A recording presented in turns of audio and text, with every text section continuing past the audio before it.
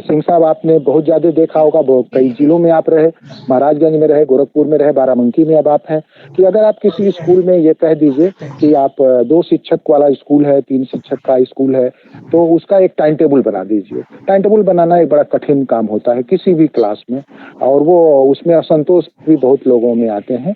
तो उन्होंने कहा कि आप 3-4 तरह का टाइम टेबल बनाइए, प्राइमरी के लिए अलग, जूनियर के लिए अलग, 2 शिक्षकीय अलग बनाइए, 3 शिक्षकीय, 3-4 शिक्षकीय, 5 शिक्षक, 6 शिक्षक, जितनी भी संख्या होगी, जो जिसके स्कूल में अप्लाई होगा वैसा होगा। तो इस तरह के ढेर सारे टूल्स उन्होंने कहा, खुद अपनी ओर से कहा कि इस टाइप की चीजें उसमें होनी चाहिए, और वो तीसरा डॉक्यूमेंट हो। फिर उसमें बात आई कि उसका नाम क्या हो, कैसे हो। तो ये 3 टाइप के डॉक्यूमेंट की बात उन्होंने की, और उस विचार को लेकर के हम लोग आगे बढ़े।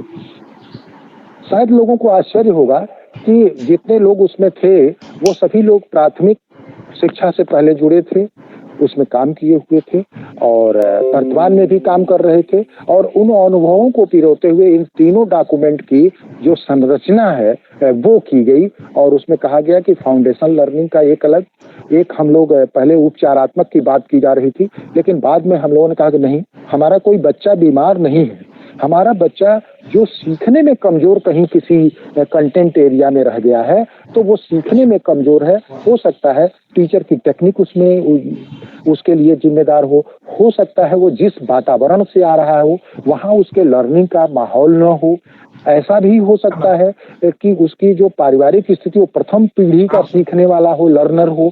ऐसा भी हो सकता है कि उसके घर पर उसकी कोई मदद करने वाला ना हो कि वो आगे ठीक ढंग से पढ़ पाए, उसके यहाँ संसाधनों की कमी हो, पढ़ने लिखने की सामग्री उसको मुहैया ना हो पा रही हो। ऐसे ढेर सा उसको ये मौके ना हो कि वो घर पर टाइम दे पाए, स्कूल से जाने के बाद वो वहाँ पर अपने अन्य कामों में लग जाता होगा। तो ये बहुत सी चीजें थी जो उसके सीखने को प्रभावित करती हैं। इन चीजों को ध्यान में रखते हुए हम लोगों ने इन तीनों मटेरियल्स को बनाने की कोशिश किया, और उस क्रम में ढेर सारे झंझावात आए, ढेर सारी चीजें आई। और मुख्य तौर पर जब हमने फाउंडेशन लर्निंग की बात की तो यह बात आई कि मैं यहाँ एक उदाहरण देना चाहूंगा कि हम में से जितने शिक्षक साथी इस समय लगभग 94 शिक्षक साथी जुड़े हुए हैं, मैं उदाहरण उनके साथ भी और उनके बच्चों के साथ भी ये कहना चाहूंगा कि जो बच्चे हमारे प्राइमरी स्कूलों में पढ़ते हैं, वही नहीं, जो पब्लिक स्कूलों में भी बच्चे पढ़ते हैं, उनके साथ भी ये घटना होती है, रही है। ऐसा मैंने देखा है कि अगर कोई अपरिचित व्यक्ति घर पर आता है तो वो सबसे पहले किससे बात करने की कोशिश करता है? निश्चित तौर पर हम सभी लोगों का यह जवाब होगा कि घर में जो छोटे बच्चे होते हैं, पहला इंटरेक्शन उसका होता है, उसे बुलाने की कोशिश करता है अपने पास। बेटे क्या नाम है तुम्हारा, कहाँ पढ़ते हो, किस क्लास में पढ़ते हो, क्या क्या करते हो, ये सो ऑन, क्या तुम्हें अच्छा लगता है, इस तरह की भी। हमने ये भी पाया होगा कि इस बात के दौरान जब अभिभावक घर के या जिनके वो परिचित मित्र होते हैं वो आ जाते हैं, तो बच्चे से मुखातिब वो व्यक्ति उनकी ओर धीरे धीरे होता है, तो उस दौरान बच्चा जैसा ही मौका पाता है वहां से खिसक लेता है। और अभिभावक के सामने अगर बातचीत ये हुई और बच्चे ने तो ये जवाब दिया शर्माते हुए, और फिर जवाब नहीं दिया, कुछ चुप रह गया, और इसलिए नहीं कि वो जवाब जानता नहीं था, जवाब वो जानता था फिर भी नहीं दिया, तो उसके उस आगंतुक के जाने के बाद उस बच्चे के साथ क्या होता है ये हम सभी लोग परिचित हैं। मैं इसमें कुछ कहना नहीं चाहूंगा, लेकिन उस प्रक्रिया से हो सकता है हम लोग भी गुजरे हों और हमारे बच्चे भी गुजर रहे हों कि उसके साथ तरह तरह की प्रताड़ना बच्चे के साथ होती है। ऐसी स्थिति में होता ये क्यों है, एक शिक्षक के रूप में हमें ये समझने की जरूरत है। हम इतना पैसा दे करके अपने पब्लिक स्कूलों में पढ़ाते हैं, या हमारे पास जो बच्चे आते हैं, तो जिनके साथ ये घटना होती है बच्चों की नहीं बता पाते, तो क्यों नहीं बता पाते? क्या उनका दोष है, या कहीं सीखने सिखाने की प्रक्रिया में कोई ऐसा दोष है जिसके नाते वो बच्चे अपनी बात को नहीं कह पाते हैं? जो अभिव्यक्ति है, मौखिक अभिव्यक्ति है, वो अभिव्यक्ति वहां पर नहीं हो पाती है। इन बातों को हम लोगों ने बड़ी गहराई से इस पर विचार किया, और यह माना कि निश्चित तौर पर जो बच्चों की अभिव्यक्ति है वो कहीं न कहीं हमारे सीखने सिखाने की जो प्रक्रिया है उसमें कहीं कुछ ऐसी अड़चन है कि बच्चे को अपनी बात कहने का जो मौका है वो नहीं मिलता है सही तरीके से, जिससे वो बच्चे अपनी बात को बेझिझक कह नहीं पाते और वो झिझक में जानते हुए भी चीजों को नहीं कहते। तो शुरुआती दौर में जब हमने बात की कि शुरुआती कक्षाओं में जितनी अवधि में सीखना चाहिए, नहीं सीख पाते बच्चे। कुछ ही बच्चे सीखने की ओर आगे बढ़ पाते हैं और न सीख पाने की यह कमजोरी आगे की कक्षाओं में सीखने को भी प्रभावित करती है। तो ऐसी स्थिति में आप देखेंगे कि क्रमशः बच्चा कमजोर होता जाता है और आगे की कक्षाओं में उसका जो पढ़ना है वो कमजोर होता जाता है। जैसे जैसे विषय का विस्तार और उसकी गूढ़ता बढ़ती है, उसकी समस्या भी बढ़ती जाती है, क्योंकि निचली चीजों को वो जान नहीं पाता और आगे की चीजें बढ़ती जाती हैं। ऐसी स्थिति में शुरुआती तैयारी ठीक से न होने से विभिन्न विषयों का सीखना बच्चे के लिए दुरूह हो जाता है। ये हम लोगों ने माना, पूरे समूह ने माना और आप भी ये मानते होंगे। इसलिए यह कहा गया कि हमें बच्चों को ऐसे मौके देने चाहिए जिससे कि बच्चे इन चीजों में बेहतर ढंग से विकसित हो पाएं। और जैसे सुनने बोलने के मौके हमें क्लास में देने की जरूरत है, जिससे मौखिक अभिव्यक्ति बढ़े। कल्पनाशीलता और सृजनात्मकता की बात हम करते हैं कि हम बच्चों को दें। जैसे कि अगर हम कहानी पढ़ा रहे हैं, कोई संदर्भ है, तो वहां पर हम ये कह सकते हैं कि यदि तुम होते तो क्या करते। उस कहानी के किसी पात्र की जगह पर हम उसे रख के कहें कि अगर इस पात्र की जगह पर तुम होते तो क्या करते। तो यहाँ पर वो कल्पना करता, चिंतन करता और फिर अपनी बात को रखता। तो उस परिस्थिति में व्यावहारिक जीवन में जब ऐसी कोई बात आती तो वो उसके साथ इंटरेक्शन उसका सही होता। या तुम किस पात्र के रूप में अपने को देखना चाहोगे, या कहानी या संदर्भों में इस तरह की चीजों को जोड़ने की बात की गई है। इसी तरह रचनात्मक कार्य के साथ प्रस्तुतिकरण के मौके की देने की बात इसमें की गई है। मैं यहाँ पर एक बात उल्लिखित करना चाहूंगा आपको। सिंह साहब को पता है कि हम लोगों को एक बार सितंबर 2013 में भारत सरकार की ओर से अमेरिका भेजा गया था, इंडिया से 52-53 लोगों को, जिसमें यूपी से करीब 10-11 लोग थे, एक मैं भी था। उस दौरान मैंने ये पाया वहाँ पर जब क्लास को वहाँ के देखने के लिए हम लोगों को मौका मिला अन्य चीज़ों के साथ, तो एक स्कूल में हम लोग गए वहाँ पर।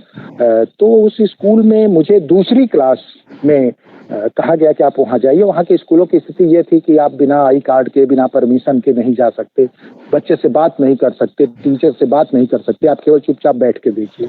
बच्चा आपसे बात कर सकता है, टीचर आप तो उसको जरूरत होगी तो आपसे बात करेगा, लेकिन पढ़ाने में डिस्टर्ब नहीं करना है और किसी को उस दौरान मैं एक क्लास का उदाहरण आपको दूंगा। दूसरी क्लास में मैं था और संभवतः सोशल स्टडी का कुछ क्लास उसका था। टीचर ने 35 मिनट की क्लास में टीचर ने 25 मिनट तक अपनी बात किया और फिर बच्चों को कुछ काम वगैरह दिया, वो करते रहे। फिर 25 मिनट के बाद उस टीचर ने कहा कि टॉम, लड़के का नाम लेकर, एक लड़के का नाम लिया Tom, now your time. Photo नहीं लगाया। वो बच्चा तुरंत खड़ा हुआ, उसके एक कुछ उसने राख की चट्टानों के कुछ टुकड़े, अलग अलग टाइप के राख के टुकड़े रखे हुए थे, तो वो खड़ा हुआ और फिर उसने इंट्रोड्यूस किया कि और वो राख जो कितने तरह की चट्टान होती है, राख होती है, उसके कोर्स में जो भी रहा हो उसके सैंपल उसने इकट्ठे कर रखे थे और उसको ले करके उसने पूरे क्लास को एक प्रेजेंटेशन दिया। मतलब उस प्रोजेक्ट उसका था राख पर, चट्टानों पर, और उसने कई टाइप की जो उसके कोर्स में चट्टान थी उसके बारे में उसने दिखाया और बच्चों को उसके बारे में बताया। और फिर बच्चों से उसने कहा कि now your time, ask any question. उन बच्चों से कहा जो उसकी क्लास में थे कि अब तुम्हारा समय है, तुम कोई सवाल पूछो। और 2-4 बच्चों ने उससे कुछ सवाल पूछे जिसका उसने जवाब दिया और लास्ट में उसने टीचर से कहा मैम नाउ योर टाइम। और अंत में टीचर ने मुझसे उसने सवाल पूछने के लिए कहा और सवाल टीचर ने भी अपनी समझ से जो भी कंटेंट एरिया रहा होगा उससे उन्होंने सवाल पूछा और उस बच्चे ने उसका जवाब दिया, फिर वो जाकर के बैठ गया। मेरा यहाँ कहना यह है कि अगर हम बच्चों के रचनात्मक कार्यों के साथ उनको प्रस्तुतिकरण के मौके देते हैं तो उनका जो आत्मविश्वास है, उनकी जो समझ है वो बढ़ती है। मैं बहुत ही क्या कहा जाए, दुखी मन से भी कह सकता हूँ या मैं ये कह सकता हूँ कि हमारे यहाँ सीखने सिखाने की जो प्रक्रिया है, टीचिंग लर्निंग जो प्रोसेस है वो ऐसी है जिसमें मैंने पोस्ट ग्रेजुएशन किया और मैंने जो प्रोजेक्ट जहाँ भी बनाए, कभी भी प्रोजेक्ट को प्रस्तुत करने की बात नहीं हुई, प्रोजेक्ट को प्रेजेंट करने की बात नहीं हुई, प्रोजेक्ट को सबमिट करने की बात होती थी। अभी ग्रेजुएशन पोस्ट ग्रेजुएशन किया होगा, जहां भी जिसके विषय में अगर प्रोजेक्ट बनाने को दिया गया तो उन्होंने इधर उधर से जो भी इंटरनेट से है, किताबों से है, कापियों से उन्होंने प्रोजेक्ट बनाया और प्रोजेक्ट को टीचर को सबमिट कर दिया। तो प्रोजेक्ट को बनाया और सबमिट कर दिया तो उसमें वास्तव जो रचनात्मकता है, जो चिंतन है, जो अभिव्यक्ति की क्षमता है वो कैसे बढ़ेगी। तो वो बात वहां पर मैंने देखा कि दूसरी ही क्लास में ये चीज कराई जा रही है। मुझे बहुत अच्छा लगा और मैं यहाँ पर भी ये कोशिश करता हूँ, हम लोग डीएलएड के बच्चों को पढ़ाते हैं, तो मैंने वहां से आने के बाद, पहले तो मैं भी नहीं करता था, लेकिन वहां से आने के बाद मैंने ये किया कि जब भी जो उसको प्रोजेक्ट दिया जाएगा उससे सबमिट नहीं कराएंगे, उससे हम कुछ उस पर बुलवाएंगे, उसको करवाएंगे, वो प्रेजेंट करे अपने प्रोजेक्ट को। तो ये एक बात मैं कहूँगा और अपनी बात को अपनी भाषा में जो कहने का अवसर है बच्चों को, ये अगर हम देते हैं तो ये बहुत बढ़िया है। कई बार हम कहानी को पढ़वाते हैं, पैराग्राफ बच्चों को खड़ा करा के पढ़ाते हैं। वास्तव में कहानी पढ़ाने का, मैं तो भाषा का नहीं हूँ, फिर भी जितना मैं जानता हूँ कि कहानी कहने और सुनने की चीज है, पढ़ने और पढ़ाने की चीज कहानी नहीं है। और जब हम कहानी को कहते हैं तो उसका जो प्रवाह है, उसमें जो इन्वॉल्वमेंट है और हमारा खुद का और जो सुनने वाला है वो, तो कथा और कहानियां सुनने सुनाने की चीज है, पढ़ने पढ़ाने की चीज तो मैं नहीं मानता। और जब हम अपनी कहानी, जो भी हम बच्चे को पढ़ा रहे हैं, उसे हम अपनी भाषा में बच्चों को सुनाएं और फिर उसको सुन करके बच्चे खुद अपनी भाषा में कहानी को सुनाएंगे और तब हम पढ़ने की बात उन्हें करें तो शायद बेहतर होगा, क्योंकि उसमें उनका जो एकाग्रचित होना है, जो चिंतन है, जो उनकी सुनाने में अभिव्यक्ति है, सुनने चीजें जब वो एकाग्रचित होकर सुनेगा तभी वो सुनाने में सफल होगा उसी कुशलता के साथ। जब वो ये ध्यान देगा कि टीचर ने किस जगह पर कितना उतार चढ़ाव दिया है उस भाषाई दृष्टि से, क्योंकि भाषा में किसी चीज को हम डंडा मार करके नहीं बल्कि शब्दों पर जोर दे करके ये बता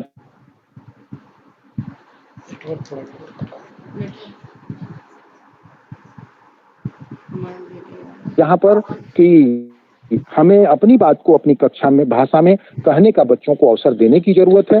साथ ही ये बात भी आधारशिला में कही गई है और इनको बड़ी बखूबी जो है उसमें विभिन्न संदर्भों को विभिन्न एक्टिविटी के माध्यम से उसको पिरोया गया है भाषा वाले क्षेत्र में। और चीजों को अपनी रुचि पसंद के अनुसार उलटना पलटना भी बच्चे करें, ये बात भी उनकी जो मूल प्रवृत्तियां हैं कि किसी बच्चे को अगर आप देखें तो वो चीजों को तोड़ना फोड़ना, कोई खिलौना दे दीजिए, तोड़ना फोड़ना जोड़ना, अभिभावक के लिए तो लगता है इतना महंगा लाए और वो तोड़ दे रहा है, डांट फटकार भी लगती है, लेकिन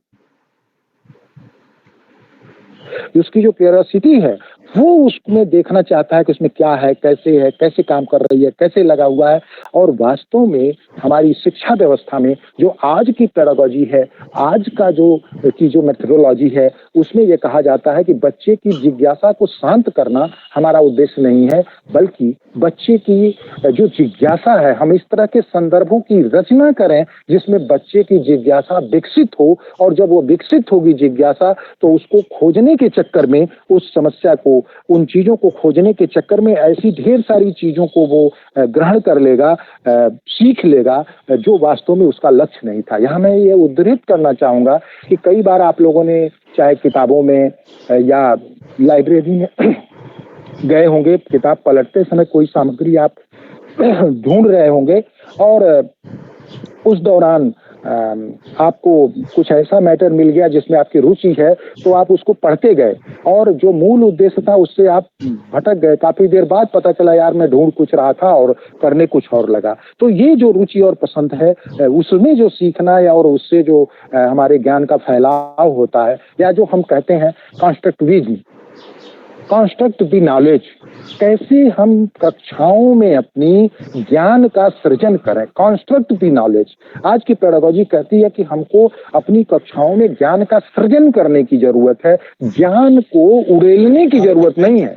हम ऐसे मौके दें बच्चे को जिससे कि बच्चा खुद उसमें सीखने की ओर अग्रसर हो पाए और वही रुचि और पसंद उसकी उसे स्कूल की ओर भी और हमारी क्लास में भी ले आएगी। आप देखते होंगे आपके यहाँ बहुत से शिक्षक होंगे स्कूलों में, कई शिक्षकों को बच्चे बहुत पसंद करते हैं और मैं नापसंद की बात तो नहीं कहूँगा, लेकिन बहुत से शिक्षकों के शिक्षक उनके बहुत प्रिय होते हैं। आपके भी शिक्षक बहुत से होंगे, पढ़ाए होंगे, लेकिन कुछ ही शिक्षकों के नाम याद होंगे या आप उनको याद करते होंगे या कभी उनके जैसा बनने की कोशिश करते होंगे।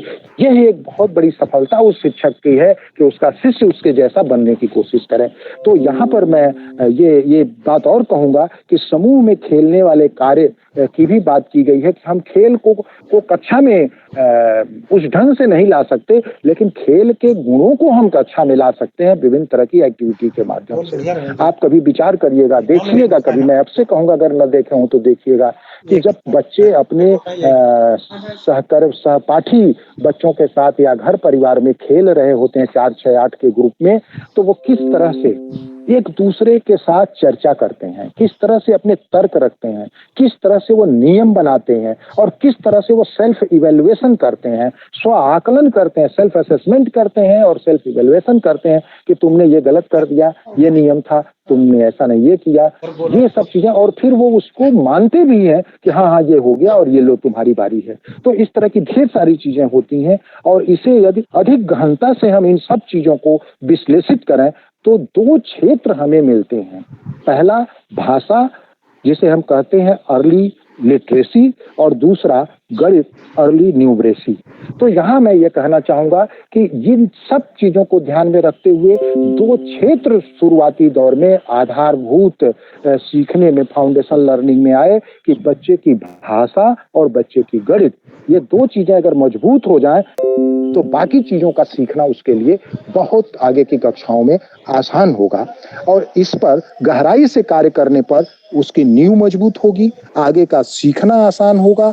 मजबूत इमारत के लिए मजबूत नींव आवश्यक है और इस तरह से बच्चों के स्वाभाविक सतत एवं उचित विकास के मूल आधार जो है वो विकसित होंगे।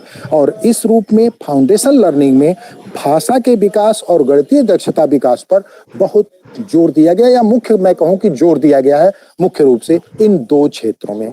मैं इसलिए ये बता रहा हूँ कि कई बार लोग कहेंगे कि भाषा और गणित ही क्यों, बाकी विषय क्यों नहीं। आप ये देखेंगे कि पहली और दूसरी क्लास में भाषा और गणित ही है मुख्य विषय और उन पर जोर देने की बात, और अगर वो अच्छी हो जाए तो निश्चित रूप से आगे के जो अन्य विषय हैं वो उन्हें समझना बच्चे के लिए आसान हो जाएगा। यहाँ एक बात और मैं कहना चाहूँगा कि कई बार आपने देखा होगा जो शिक्षक साथी हमारे गणित पढ़ाते हैं तो उसमें कई बार बच्चे उनके घर के या खुद वो भी किए होंगे ये काम या कई बार उनके सामने भी ये समस्या आई होगी कि बच्चों ने उनसे पूछा होगा कि सर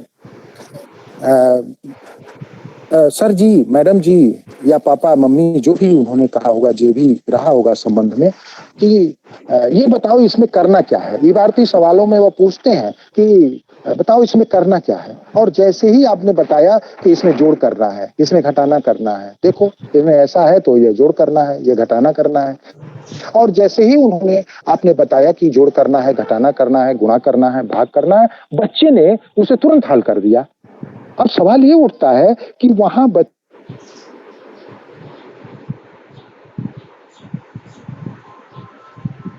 होना ना क्या उस पे जिप चला काट दिए हैं इसे, लेकिन आवाज कैसे लगी है कि वो बच्चे को भाषा और गणित इन दोनों दक्षताओं का विकास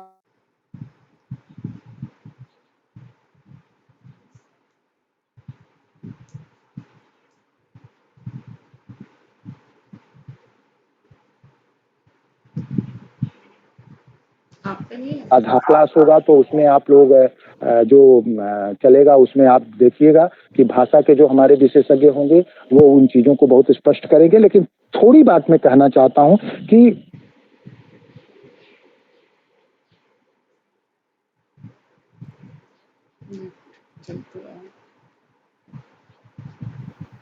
ये चार मतलब आगे तक जाता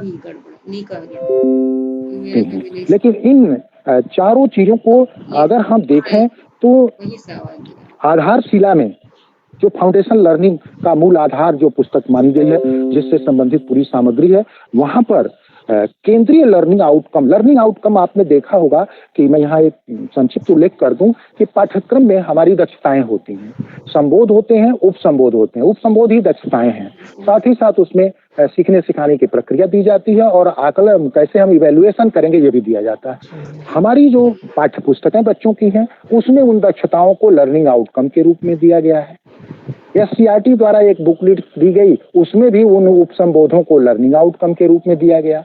जो अभी प्रेरणा सूची दी गई उसमें भी लर्निंग आउटकम है वो दक्षता के रूप में दिए गए हैं। या प्रेरणा तालिका जो आपके स्कूलों में हर विषय की हर क्लास में लगनी है, हर विषय की दी जाएगी, वो कैलेंडर के रूप में लगनी है। उसकी डिटेल में आगे बात होगी हम लोगों की। तो वहां पर जब आधारशिला में आप देखेंगे तो भाषा में 4 केंद्रीय लर्निंग आउटकम मिलेंगे। केंद्रित लर्निंग आउटकम पहला है सुनना बोलना, दूसरा है पढ़ना लिखना, तीसरा है भाषा संरचना एवं व्याकरण और चौथा है कल्पना एवं सृजनात्मकता।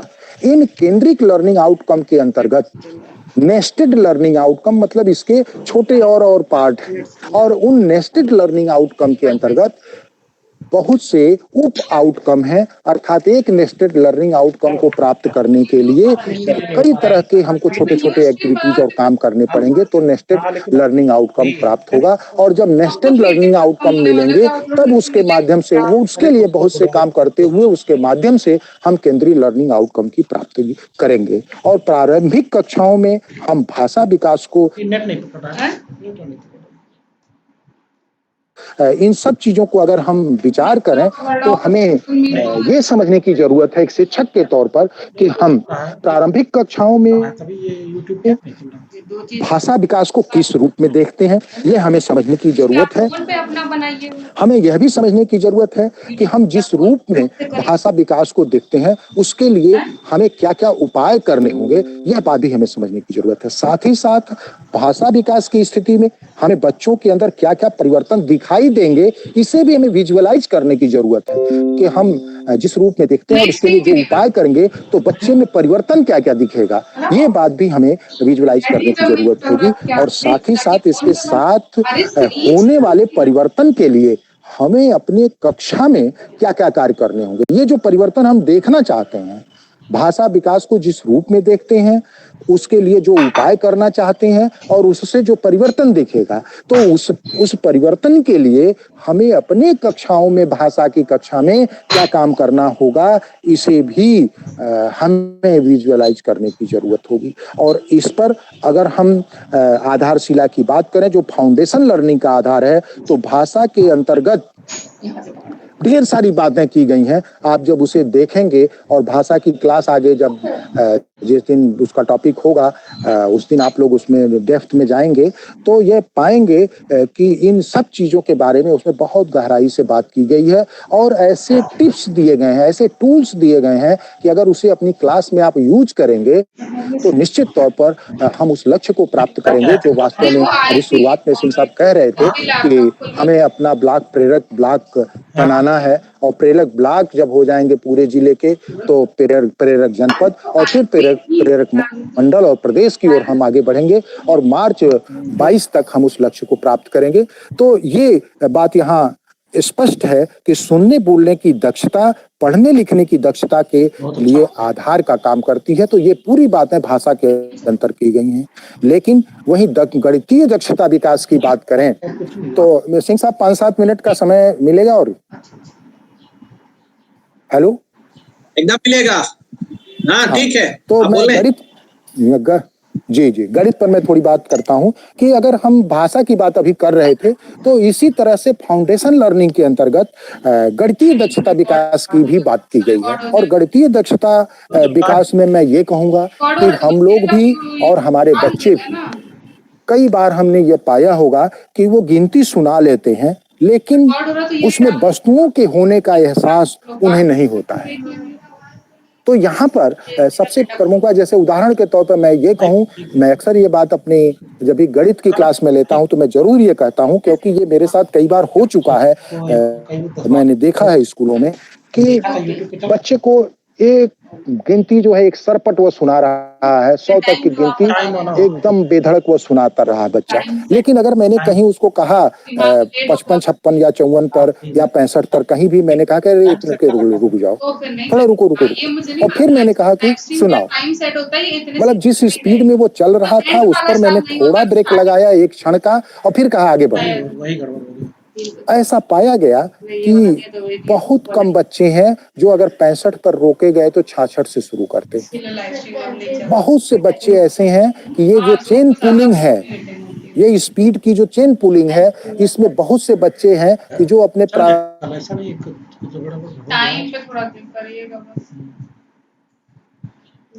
स्टेशन पर आ जाते होते हैं कि अगर 65 पर रोका गया तो वो 60 से शुरू करते हैं या 61 से शुरू करते हैं। बहुत कुछ बच्चे 65 से भी शुरू करते हैं, बहुत कम बच्चे 66 से शुरू करते हैं। ऐसा क्यों होता है? निश्चित तौर पर उनको गिनती के बोलने का तो अभ्यास है, रटने की बात जो हम करते हैं, लेकिन उसके अंतर्गत जो वस्तुओं के, चीजों के होने का एहसास है वो नहीं होता है, जिससे उन्हें वह बोध जिस ढंग से होना चाहिए, संख्या बोध, वो नहीं होता है। और इसके लिए निश्चित तौर पर हम ये कहेंगे कि जिन बच्चों को 60 में 6 जो दहाई है उसका बोध है वो 61 से शुरू करते हैं, और जिनको टोटल एकदम उसका आभास नहीं हो, रट लिए हैं, तो वो 1 से शुरू करते हैं। ऐसी ढेर सारी सिचुएशंस आती हैं। तो इसी तरह से अगर ये कहा जाए कि 11, 12, 22 या तो भी वो बच्चे इसमें दोनों एक में फर्क नहीं बता पाते। और कई बार तो मैंने देखा है, ये कहना थोड़ा सा ठीक नहीं है, फिर भी मैं ये कहूँ कि अगर ये सवाल किया जाए कि 11 में दोनों जो अंक हैं वो एक जैसे हैं, ये उनकी समानता है, लेकिन उसमें अंतर क्या है? लोग कहेंगे एक दहाई का है, एक इकाई का है। बच्चे के लिए 11 में दहाई इकाई को समझना मतलब कितने पहाड़ का काम है, क्योंकि उसने तो 11 की वो आकृति देखी है, वह प्रतीक देखा है, उसने तो 11 को बनाया नहीं है कि 10 इकाइयां जैसे हुई वैसे ही एक दहाई का, कि अगर तीलियों से करते हैं तो बंडल या ढेरी से करते हैं तो एक ढेरी, और 11 में एक उस ढेरी के एक वस्तु का और उसमें शामिल हो जाना 11 बताता है। अर्थात एक 10 चीजों का समूह है और एक वस्तु है उससे निकली हुई, या उसी तरह की एक वस्तु है। तो ये जो वस्तु और एक वस्तुओं की ढेरी या समूह 10 वस्तुओं का उसी जैसे अगर उनके सामने एक बार प्रकट हो जाए तो निश्चित तौर पर यह कहा जाएगा कि वो बच्चा तुरंत ये समझ लेगा कि इन दोनों में क्या फर्क है। और इसी तरह से 111 कर दिया जाए तो एक वस्तु की 10 वस्तुओं की एक ढेरी दूसरे स्थान पर है, और तीसरे स्थान पर उस जैसी 10-10 वस्तुओं की 10 ढेरियां मिल करके सैकड़े के स्थान पर आती हैं। तो ये उसके सामने अगर मूर्त रूप में दिखता है, स्थूल रूप में दिखता है, तो उसे यह बात समझने में कहीं कठिन, अर्थात संख्या बोध गिनती में स्थानीय माल ऑलरेडी शामिल है। ये बात हम लोगों ने जो अपनी प्रक्रिया में लाने की बात थी उसमें छोड़ दिया है, जिससे बच्चों को उसे समझना और ये अगली कक्षाओं में ले जाना बड़ा कठिन होता है, उसका रिफ्लेक्शन नहीं होता है। और कई बार इसीलिए जो बच्चे हासिल आगे बढ़ाना और उधार लेने में 10 चीजें, कैसे एक उधार लेते ये आगे चल करके उनके लिए बड़ी समस्या होती है। इसी तरह 39, 49, 59, 69, 79 अगर पूछा जाए तो कई बार जो इंग्लिश मीडियम में भी बच्चा पढ़ता है वो कहता है कि 49 या 59, 69 या 59। तो ये क्यों? क्योंकि उसने गिनती को बोलने में सीखा है, उसके अंदर की जो समझ है, जो बोध है, वो उसके सामने नहीं है। तो इस पर बड़ा काम ELPS के माध्यम से करने की बात की गई है और उसमें अनुभव रचने और सबकी इसी तरह से अनुमान लगाना, जगह की समझ, छोटा बड़ा और मापन आदि के जो विकास की बात है क्षेत्रों में, वह बात भी कहीं न कहीं उसके व्यावहारिक जीवन से जुड़ नहीं पाती है। इस तरह से अगर हम देखें तो गणित में जो दक्षता के क्षेत्र हैं वो संख्या पूर्व अवधारणाएं, जैसे संख्या पूर्व अवधारणाओं में हम कहते हैं छोटा बड़ा, कम ज्यादा, दूर पास, आगे पीछे, इन सब चीजों को अगर आप देखें, छोटा बड़ा, आरोही अवरोही, अगर हम आगे उसके रिफ्लेक्शन की बात करें तो अगली कक्षाओं में वही आरोही अवरोही होता है, घटता क्रम बढ़ता क्रम होता है और फिर हम उसे संख्याओं में करते हैं। अगर हम संख्या पूर्व अवधारणाओं में उसे वस्तुओं के माध्यम से छोटी बड़ी से करें और फिर उसको संख्या की ओर ढेरियां बना करके संख्या बोध के रूप में ले जाएं और फिर उसे उसमें उसको आगे पीछे अरेंज करने की बात करें, पैटर्न बनाने की बात करें, तो वो सब चीजें उसमें आती हैं।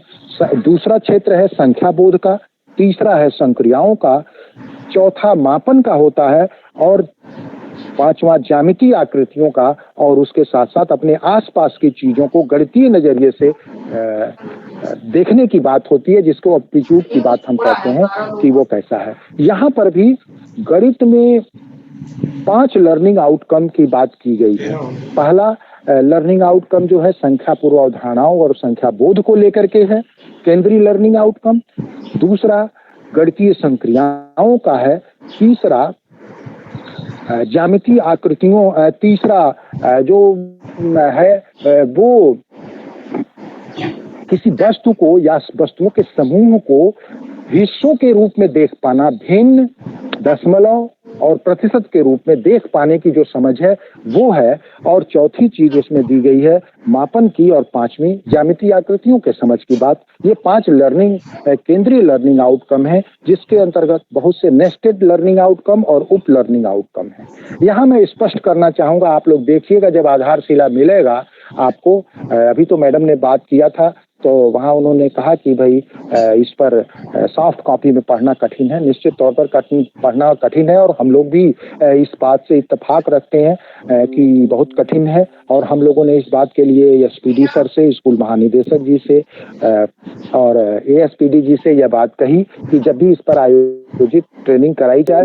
तो शिक्षक साथियों को उनको किताबें हाथ में हों। और इधर की जो महामारी का जो प्रकोप चल रहा है इसमें चीजें डिले हुई हैं, लेकिन मैं ये कह सकता हूँ उस एकेडमिक कोर टीम के सदस्य के रूप में मैं ये कह सकता हूँ कि सभी शिक्षक साथियों को ये किताबें, तीनों किताबों का सेट सभी शिक्षकों को मिलेगा। जैसे ही पाठ्य पुस्तकें वितरित होंगी उन्हें एक एक सेट ये किताबें दी जाएंगी, लेकिन जब तक नहीं है तब तक इस समय का सदुपयोग करते हुए हम जो हो पाए वो करने की जरूरत है।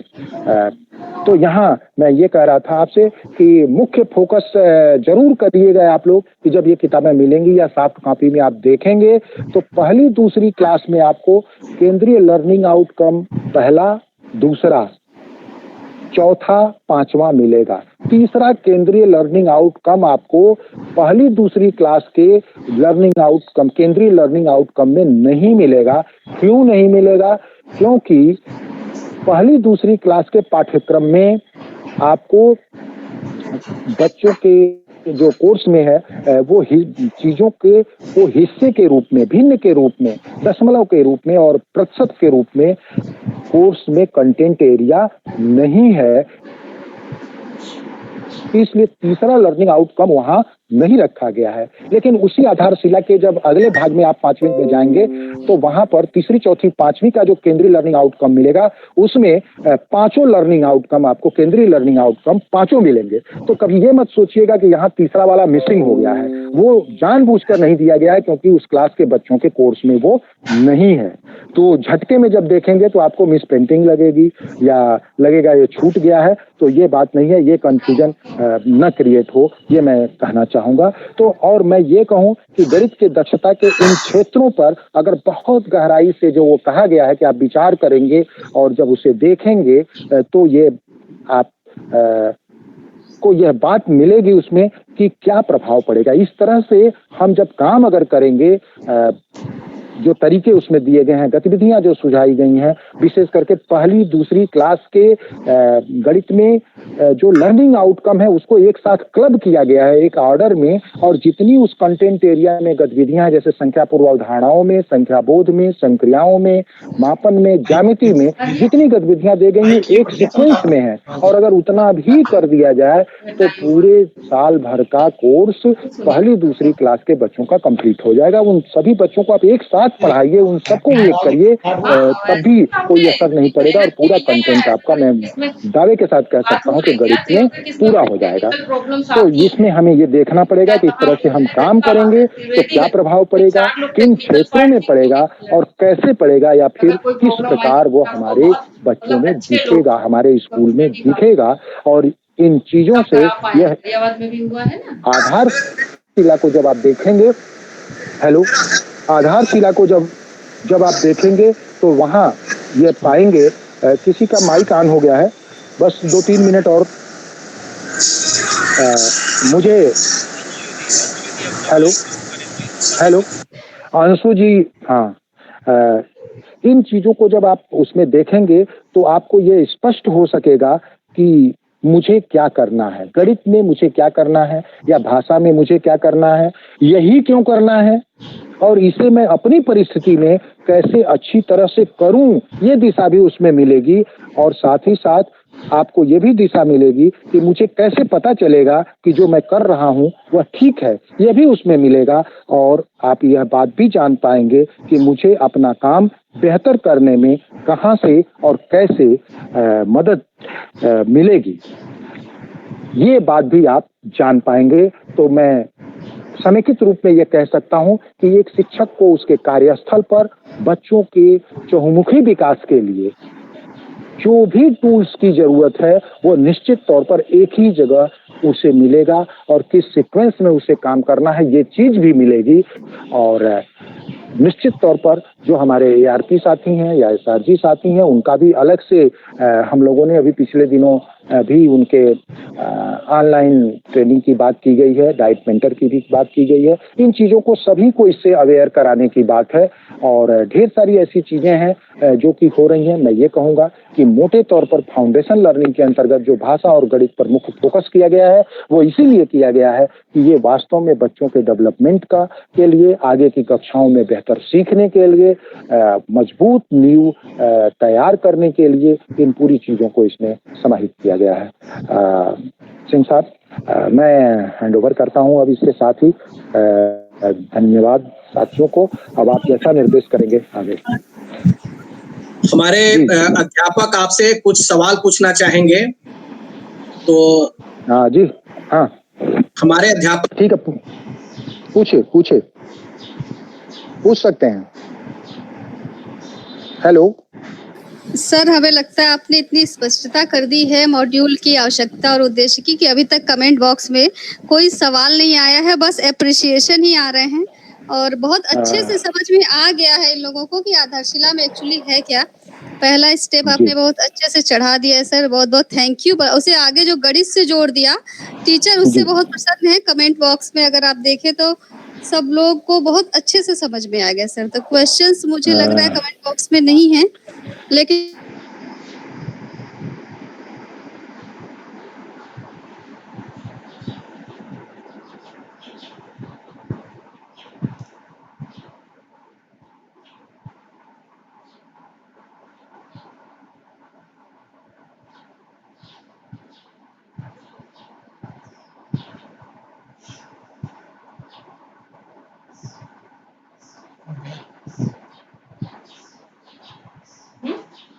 नेट गया क्या? सेकंड नेट गया। डिस्टर्ब कर रहा है। आपके आ रही है आवाज आ रही है, डिस्टर्ब कर रहा है।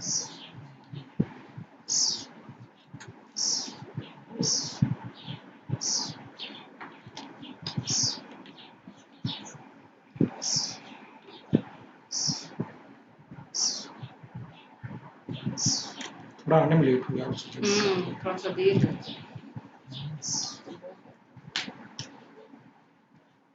खत्म ही कर दिए, बंद कर, मतलब वो कर रहा है, बैकअप कर रहा है, और इसको ऑन करेगा तो ऑन हो जाएगा।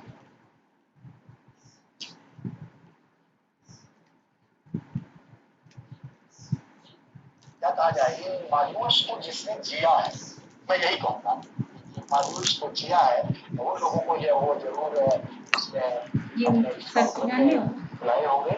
और कहने कि आप लोग हर सेशन में इतने आश्वस्त होंगे कि सवाल, लेकिन हम लोग ये चाहेंगे कि आप सवाल जरूर पूछिए। जो राइटर है सब वही है, उसमें मॉड्यूल लिखा है, उससे सभी लोग आएंगे, सारे वही हमने तो जो समझा वो बता दिया, लेकिन अगर क्वेरी होती है तो वो तो ठीक है, जिन्होंने लिखा तो ज्यादा क्लियर लेगा। कैसे चलेगा ये वैसे इसमें सुनने जब रिकॉर्डिंग आदमी सुने वो ज्यादा बेस की बात उससे क्लियर। रिकॉर्डिंग शुरू से लगाया नहीं, रिकॉर्डिंग लगा दिया तो शुरू से कोशिश किया है। नहीं तो शुरू से लगी नहीं, इनकी तो लगी है, जो ये सर हैं इनकी। मैदान में बाद में खड़ा हूँ और खड़ा होकर शुरू से नहीं लगाता है ना, बाद में लगाऊंगा।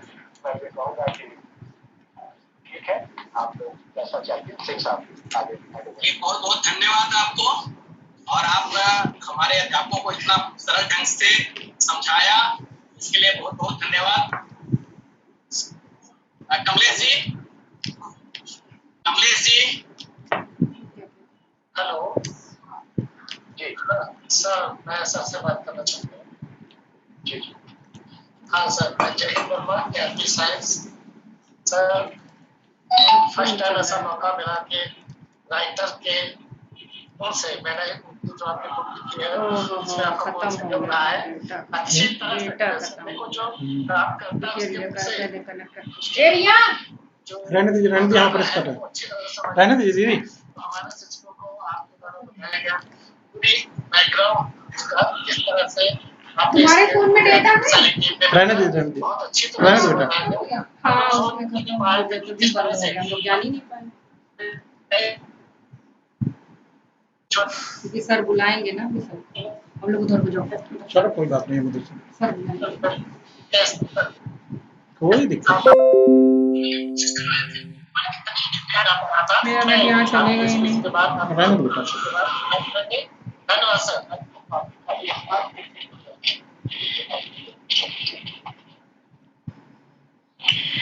बहुत बढ़िया और इस मुहिम को आगे बढ़ाइए आप लोग, मेरी शुभकामना। मतलब जहाँ देखिए आप चाहेंगे आप हो गया, डिस्कनेक्ट कर दिया। आगे कमलेश जी जयंती, अब क्या करना है, कुछ जोड़ेंगे? जयंती सर, हाँ सर, सुन रहा हूँ सर। अब क्या स्टॉप करें? इस सेशन में सर यही था यार दिमाग खराब है। में आप जो कहना चाहे कह सकते हैं सर। उसके अलावा सूर्य त्रिपाठी जी के बारे में आप कुछ कहना चाहेंगे? एक रिक्वेस्ट है सर कि कल का जो भी प्रोग्राम है, जो भी वक्ता है, अगर उनके बारे में थोड़ी सी ब्रीफिंग मिल जाए कि कौन है तो थोड़ा सा अच्छा रहता है। हाँ कमलेश जी आ गए हैं, आप उससे बात करिए। हाँ बस मैं ये कह रहा था सर, कल कौन आ रहे हैं, थोड़ा सा उसके बारे में अगर बोल देते हैं तो अच्छा रहेगा, पता रहेगा कि कल का क्या सेशन होने वाला है। अच्छा, वो ग्रुप पे डाल दीजिए। हेलो हाँ राजेश पूछ रहे हैं, कल इसी मॉड्यूल से जुड़े हुए एक लेखक हैं डॉक्टर नवनीत यादव, वो आपसे भाषा पर बात करेंगे, तो आप जरूर आएंगे, सभी लोग जुड़ेंगे, ठीक है। और इसके अलावा एक और हमारे एक्सपर्ट हैं कमलेश जी। जी सर। एक और एक्सपर्ट है, उनका क्या नाम है? अंबिकेश त्रिपाठी, और अंबिकेश त्रिपाठी जी हैं हैदराबाद से, ठीक है, सर जी हैं, तो वो भी कल आएंगे।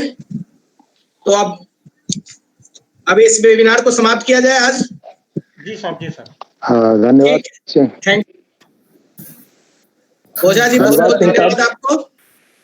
अभी इसके बाद कल के सेशन के लिए पूरी जानकारी आपके व्हाट्सएप ग्रुप पे सबको प्रसारित की जाएगी, आगे फॉरवर्ड कर दिया जाएगा। आप रात में सोने से पहले ये अपने व्हाट्सएप ग्रुप में देख लीजिएगा, सारी जानकारी आपको मिल जाएगी। धन्यवाद। Thank you sir, thank you so much, thank you.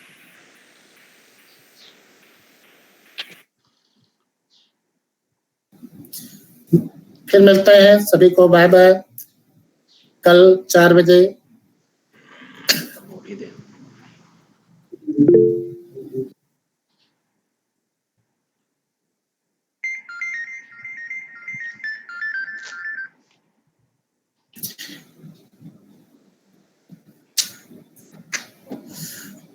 हमारे अध्यापक साथियों से एक रिक्वेस्ट है, आप लोग, हमारे एक साथी बीच में नाम नहीं लेंगे, वो मैं अपने कैमरे को ऑन करके घर के कार्यों में व्यस्त नजर आ रही थी। कृपया ध्यान रखिए, आइंदा से आप लाइव हैं। हमारे स्टेट ग्रुप के बहुत ही जिम्मेदार ऑफिसर्स जुड़े होते हैं बीच में, बहुत बैड इंप्रेशन जाता है। कल से ध्यान रखिएगा, अपना माइक ऑन करके कोई भी ऐसी एक्टिविटी मत करिएगा। जब तक ऑनलाइन रहें, बहुत ही सीरियसली इस काम को करें। अगर इन केस पानी भी पीना है तो अपना जो कैमरा है उसको ऑफ करके कर लें, ठीक है। एक शिष्टाचार के नाते अपने संबंधित जो वरिष्ठ हमारे ऑफिसर्स हैं या हमारे टॉप मोस्ट हायरार्की लोग आते हैं, उनका असम्मान नहीं होना चाहिए। तो अभी हमारी एक मैडम थी, हमें फोन करके इनको टोकना पड़ा, तब जाके उन्होंने अपना कैमरा ऑफ किया। कल के सेशन में ऐसा ना हो, इसका कृपया ध्यान रखिएगा। धन्यवाद।